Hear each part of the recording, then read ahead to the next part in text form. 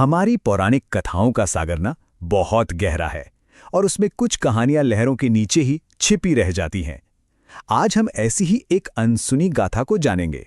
साहस, संकल्प और एक दिव्य जन्म की कहानी। ये कहानी है अशोक सुंदरी की। भगवान शिव के बेटों गणेश और कार्तिकेय के बारे में तो हम सब जानते हैं, है ना। उनकी वीरता की कहानियां सुनकर ही तो हम बड़े हुए हैं। पर क्या कभी सोचा है कि भगवान शिव और माता पार्वती की कोई बेटी भी थी? चलिए आज इसी रहस्य से पर्दा उठाते हैं। तो कहानी शुरू होती है कैलाश पर्वत की उन शांत बर्फीली चोटियों से। वहां जगत जननी माता पार्वती के मन में एक बहुत ही कोमल सी इच्छा ने जन्म लिया था। उन्हें एक बेटी की चाह थी, जो सिर्फ उनकी संतान ना हो बल्कि एक सखी बने, जो उनके अकेलेपन को दूर कर सके। और इसी इच्छा को मन में लिए वो पहुंची दिव्य नंदनवन। वहां इच्छाओं को पूरा करने वाला कल्प वृक्ष था। उसके सामने माता पार्वती ने अपने दिल की सबसे गहरी बात रखी, एक सुंदर और गुणी बेटी की कामना। और बस कहते हैं कि कल्प वृक्ष ने प्रार्थना सुन ली। एक दिव्य प्रकाश से एक अद्भुत कन्या का जन्म हुआ। और उनका नाम वो भी उतना ही खास था। माता पार्वती ने उन्हें नाम दिया अशोक सुंदरी। देखिए इस नाम का मतलब कितना गहरा है। अशोक मतलब जो शोक या दुख को हर ले, और सुंदरी यानी सुंदरता। वो तो जन्मी ही थी अपनी मां के जीवन से अकेलेपन के शोक को मिटाने के लिए। कैलाश पर अशोक सुंदरी की परवरिश, जरा सोचिए कितनी असाधारण रही होगी। उनके गुरु कौन थे? बड़े भाई गणेश से मिला ज्ञान और विवेक का पाठ, तो कार्तिकेय ने सिखाया साहस, माता पार्वती ने धर्म का सार समझाया और खुद महादेव ने उन्हें ब्रह्मांड के वो रहस्य बताए जो देवताओं को भी आसानी से नहीं मिलते। वक्त गुजरा और एक दिन माता पार्वती ने अपनी दिव्य दृष्टि से अशोक सुंदरी का भविष्य देखा। उन्होंने अपनी बेटी को आशीर्वाद देते हुए कहा, पुत्री, तुम्हारा विवाह चंद्रवंश के एक बहुत प्रतापी राजा नहुष से होगा। अब ये सिर्फ एक भविष्यवाणी नहीं थी, ये एक तरह का संकल्प था। और अशोक सुंदरी ने उसी पल बिना नहुष को देखे ही उन्हें अपना पति मान लिया।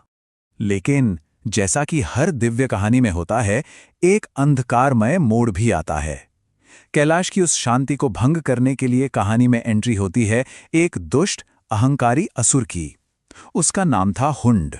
उसकी शक्ति जितनी बड़ी थी, उसका घमंड उससे भी कहीं ज्यादा था। हुआ ये कि हुंड की नजर पड़ी अशोक सुंदरी पर और वो उनके दिव्य सौंदर्य पर ऐसा मोहित हुआ कि सीधा शादी का प्रस्ताव रख दिया।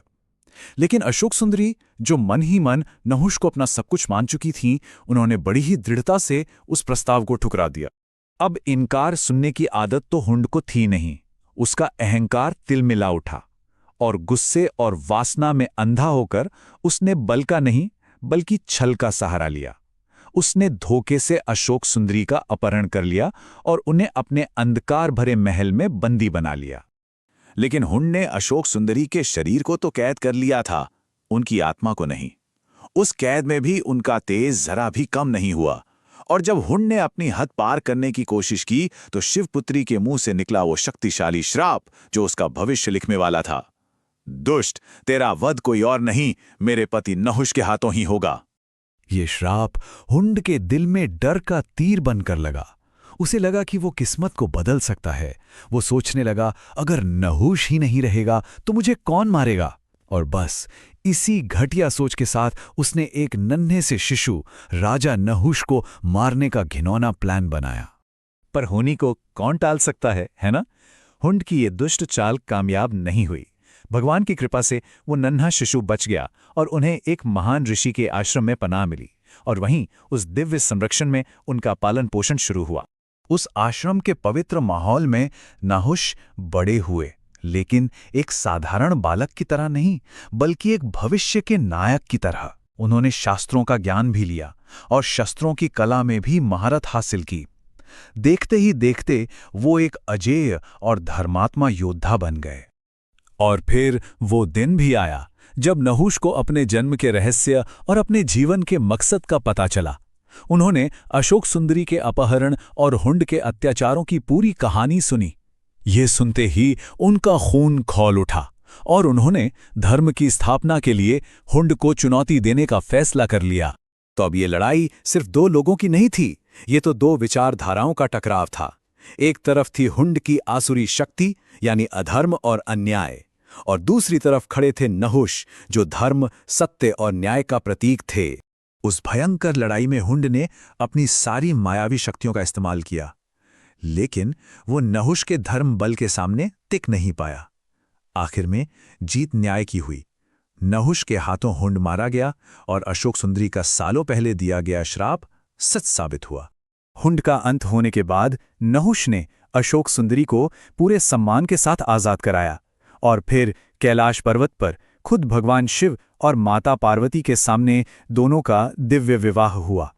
तो इस अनकही कहानी से हमें सीखने को क्या मिलता है? ये हमें याद दिलाती है कि सत्य और धर्म का रास्ता मुश्किल हो सकता है, पर जीत आखिर में उन्हीं की होती है।